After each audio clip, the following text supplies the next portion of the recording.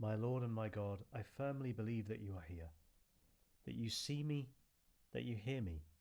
I adore you with profound reverence. I ask you for pardon of my sins and for the grace to make this time of prayer fruitful. My Immaculate Mother, Saint Joseph, my Father and Lord, my guardian angel, intercede for me. I was in a cafe a few weeks ago with some friends of mine, and I was telling a story. The story, do you know, one of those stories that feels like it's been going on quite a long time, and people around the table kind of glazing over? It was one of those kind of stories. And the girl on my left interrupted me and said, "I'm really sorry. It's Louis Rees Summit across the road." And I said, "What?" So we all turned round, and outside the window was this Welsh rugby player, Lewis Rees Zammit, very famous in Wales, and breaking onto the rugby scene at the moment. And I just turned, and he was just going out of eye shot. So technically, I saw Lewis Rees Zammit. But the girl who interrupted me was so excited that she'd seen him, so much so that my story got interrupted, and I think everyone was a bit relieved. And I just thought, don't we love celebrities? Don't we love celebrity culture? And in a sense, and in a sense only, but it's the royalty of celebrities, that these characters who are big into sport or politics or music or film, whatever makes them famous, whatever makes them well known, they have a visibility, an identity, a status, a credibility simply because they're well known. This is the world that we live in at the moment. If someone appears a lot on a screen, there's a kind of strength or power that comes with the presence of that person. In a sense, in the modern world that we're in, these people are just as much world leaders as political authorities. Yes, in a very different way. Obviously, the politicians are the ones who still make decisions about countries and how money gets spent and jobs and all these kind of key things. But the world leaders of the video screens, of social media, the influencers of today, these people very much are leading. There's a royalty about their identity. It's not because they've particularly been qualified in a particular area or they've worked very hard to become an authority on a particular subject. Rather, for some of them, it's simply the fact that they've become well known, simply the fact that they are thought to be a voice that can speak into a particular topic. And so we see celebrities speaking about areas that aren't their area of expertise. So a sportsman or woman might speak on a political issue, or they might speak about a community issue, and their voice will carry weight because of who they are, because of their status. This is a royal kind of leadership where their identity is what carries weight, not necessarily their qualifications. Jesus, it's this story that comes back to me on this particular feast day, the feast of Christ the King. Christ the King. We exalt you today, Jesus. We glorify you as our King. There's that terrifying line in the Gospel of St. Luke. We heard it a few days ago in one of the Gospels this week, where Jesus, you're telling a parable, and the characters in the parable, they say, "We do not want this man to reign over us." St. Josemaria Escriva would take this line as one that really needed our response, a line that really needed the response of faithful Christians to say, well, I do want this man to reign over me. I do want Jesus to reign over me. I want Jesus to reign over my heart.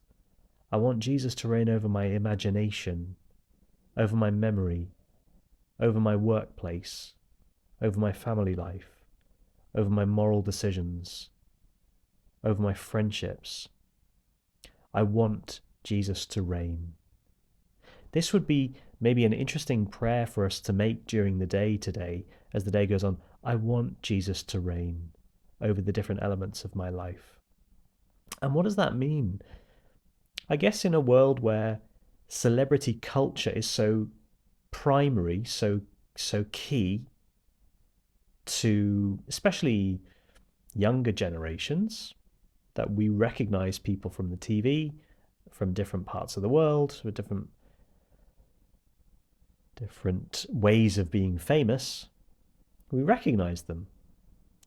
This understanding that someone is famous simply by their identity gives us a lens into why your name is powerful in our lives, Jesus. You are King to us because of who you are. You are the Son of God. You are the Redeemer of mankind. You are the one who saves us.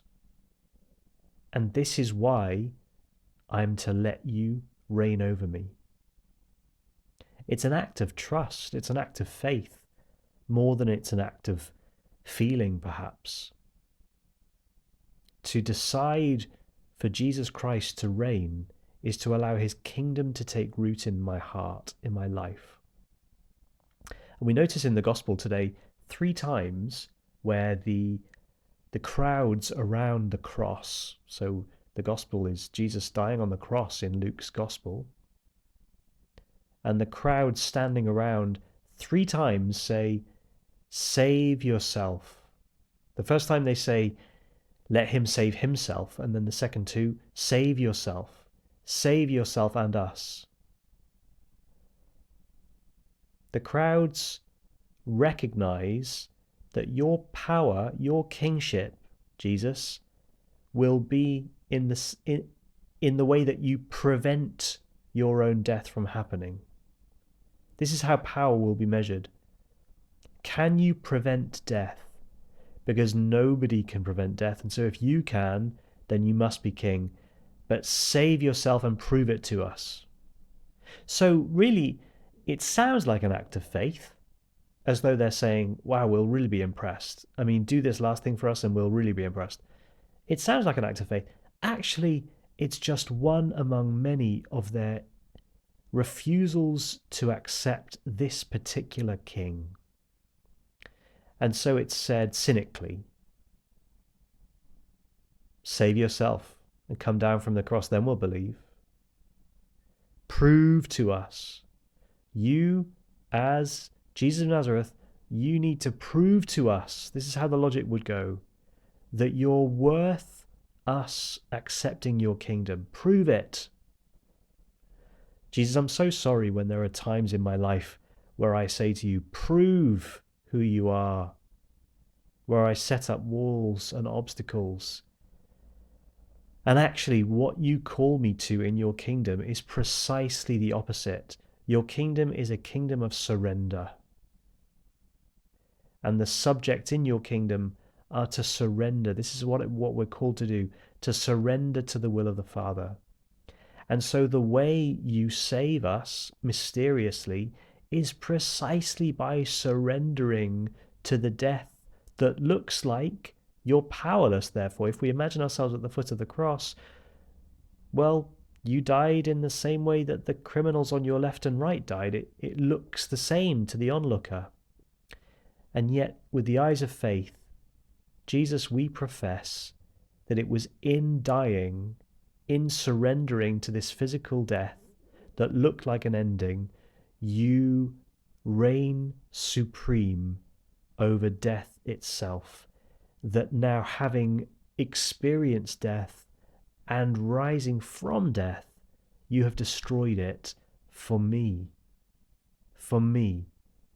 And I have no power over death. I have no power over all those things in my life that I love coming to an end until I surrender to your kingdom. Jesus, and in surrendering, I have access now to the life that you've brought about by your death. You have opened the gates of heaven to me. How do I access that? I access it by letting you save me through your death. I access it by surrendering myself to your death. To your death. I must die to myself so as to live for you. This is what St. Paul says. Show me, Lord, where it is in my life that I need to die, that I need to let go of my selfishness, my anger that rises from nowhere, my pride that would crush those around me if I had a chance, my impurity that has such an effect on the direction of my heart that it ends up going in so many different directions other than towards you. My inability to surrender, I give it to you, Lord. I surrender my pride. I surrender my powerlessness to surrender. I give it to you. I give it into your hands, and I want you to reign over me. I give you thanks, my God, for the good resolutions, affections, and inspirations that you've communicated to me in this meditation. I ask you for help to put them into effect. My Immaculate Mother, St. Joseph, my Father and Lord, my guardian angel, intercede for me.